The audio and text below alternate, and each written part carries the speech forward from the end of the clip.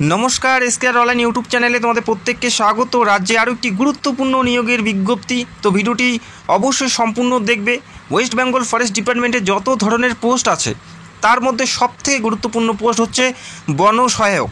একটা গুরুত্বপূর্ণ পদ, যে পদের জন্য কম বেশি প্রত্যেকেই আবেদনের যোগ্য।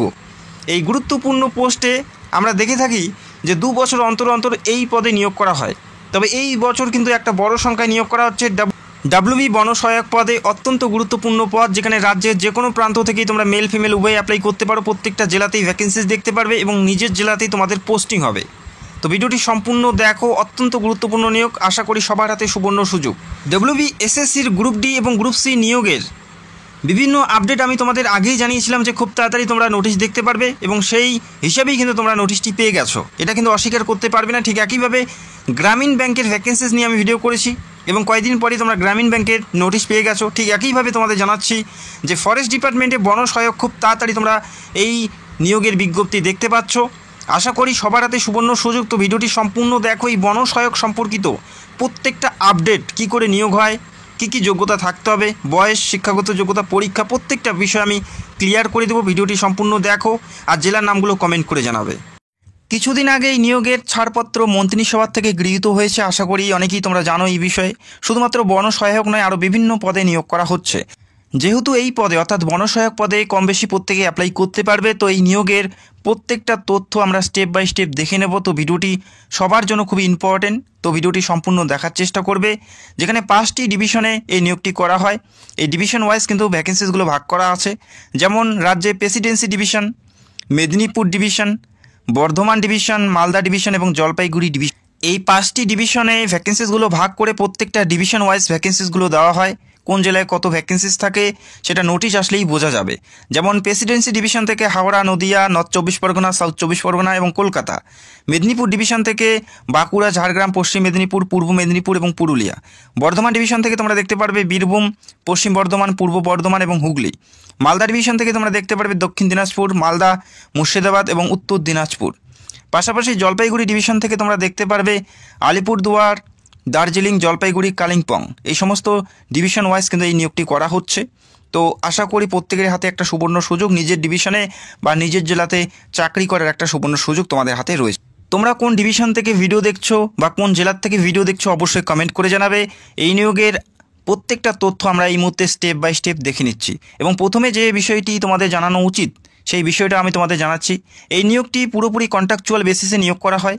একটা নির্দিষ্ট সময়ের জন্য এখানে নিয়োগ করা হয়। টেম্পোরারি কন্ট্রাকচুয়াল বেসিস নিয়োগ করা। কন্ট্রাকচুয়াল বেসিসে এখানে নিয়োগ হলেও পরবর্তী সময় তোমাদের যে পিরিয়ড অর্থাৎ সময়টা সেটা এক্সটেন্ড করে দেওয়া হয়। অর্থাৎ দীর্ঘদিন তোমরা এখানে চাকরি করতে পারবে। বহু প্রার্থী এখানে দীর্ঘদিন থেকে এই পদে চাকরি করছে, সেক্ষেত্রে অ্যাপ্লাই করতে পারো।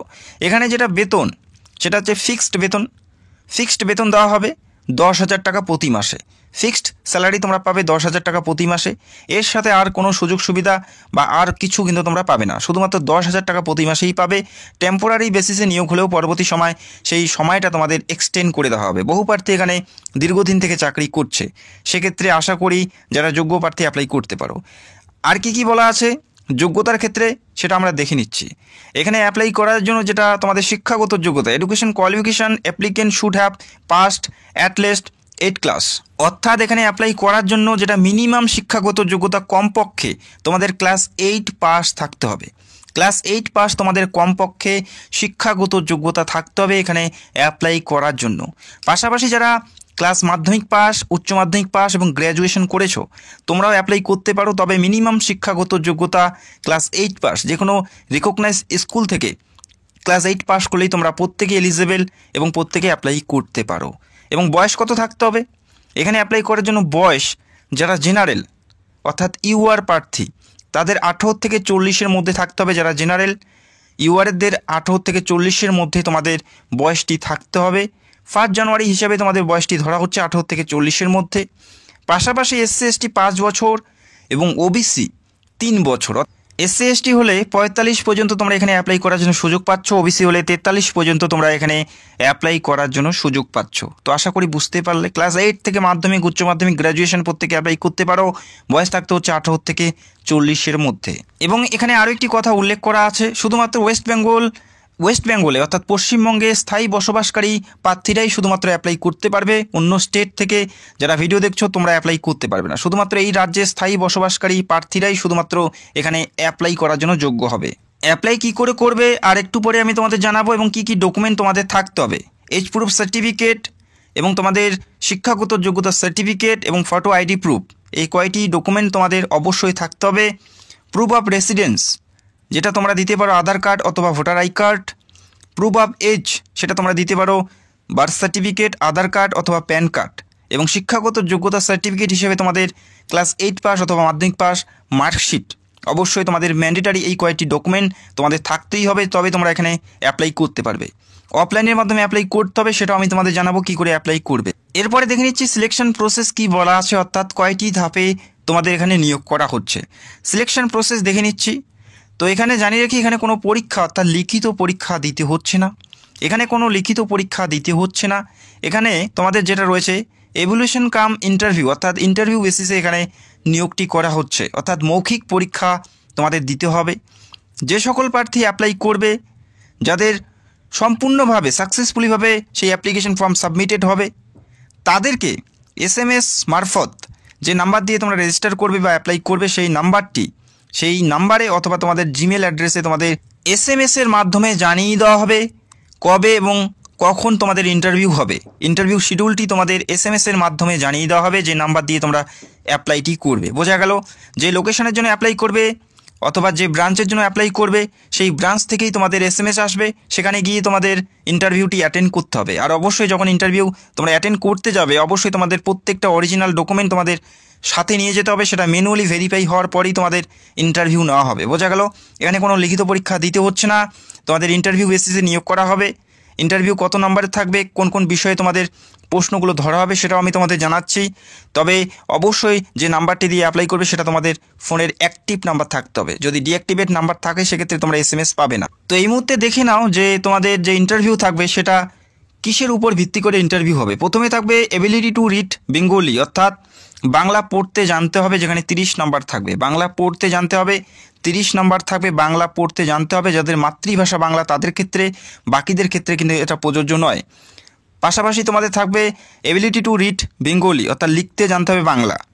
তারপরে থাকবে ability to read English or Hindi, যেখানে 10 নাম্বার থাকবে, অর্থাৎ হিন্দি অথবা ইংলিশ পড়তে জানতে হবে 10 নাম্বার। পাশাপাশি জেনারেল নলেজ ওরাল টেস্ট, যেখানে 20 নাম্বার। পাশাপাশি থাকবে personality fitness for forestry work, অর্থাৎ তোমরা ফরেস্টের কাজের জন্য কতটা দক্ষ বা কতটা তোমরা ফিট আছো সেটা তোমাদের দেখা হবে, যেখানে 10। এবং সর্বশেষ একটি মেরিটের মাধ্যমে যারা সিলেক্টেড হবে তাদেরকে অফিসিয়ালিভাবে জানিয়ে দেওয়া হবে। তো বোঝা গেল, এই ইন্টারভিউ তোমাদের অ্যাটেন্ড করতে হবে যারা অ্যাপ্লাই করবে। এবং জানিয়ে রাখি, এই ইন্টারভিউর তারিখ একই দিনে বা একইবারে সবার ইন্টারভিউ হবে না। যদি 4 দিন ইন্টারভিউ হয়, সেক্ষেত্রে 4টি শিডিউলে ইন্টারভিউটি ভাগ করা হয় এবং বিভিন্ন তারিখে বিভিন্ন সময়ে প্রার্থীদেরকে ইন্টারভিউর জন্য ডাকা হবে। বোঝা গেল? এভাবে ইন্টারভিউটি পুরোপুরি সম্পন্ন করা হবে। এখানে অফলাইনের মাধ্যমে অ্যাপ্লাইটি করতে হবে। প্রথমে অফিসিয়াল ওয়েবসাইট ভিজিট করে সেখান থেকে ফর্মটি ডাউনলোড করতে হবে। প্রিন্ট আউট করার পর সঠিকভাবে ফিল করতে হবে। ফিল করে প্রত্যেকটা ডকুমেন্ট অ্যাটাচ করে একটি ডাক খামের মধ্যে ভরিয়ে সেই অফিসে, অর্থাৎ নিজের জেলার যে বন বিভাগের অফিস, সেখানে গিয়ে নির্দিষ্ট তারিখের আগে তোমাদের জমা করতে হবে। এভাবে অ্যাপ্লাইটি করতে হবে। আশা করি খুব তাড়াতাড়ি এই নিয়োগের বিজ্ঞপ্তি প্রকাশিত হবে। অল ওভার ওয়েস্ট বেঙ্গলে 1000টির বেশি শূন্য পদ আছে। তো প্রত্যেকের হাতে সুযোগ আছে। যখনই অফিসিয়ালিভাবে নোটিশ বের হবে অ্যাপ্লাই করার জন্য, সবার আগে ভিডিও করে তোমাদের জানাবো। পাশাপাশি অ্যাপ্লিকেশন কী করে করবে, কী করে ফর্মটি ফিল আপ করবে, সেটাও আমি তোমাদের জানাবো। আর অবশ্যই তোমাদের জেলার নামগুলো কমেন্ট করে জানাবে। এবং যারা চ্যানেলে নতুন দর্শক, চাইলে অবশ্যই আমাদের চ্যানেলটাকে সাবস্ক্রাইব করে রাখতে পারো। তো ভিডিওটি দেখার জন্য অসংখ্য ধন্যবাদ। Thank you so much.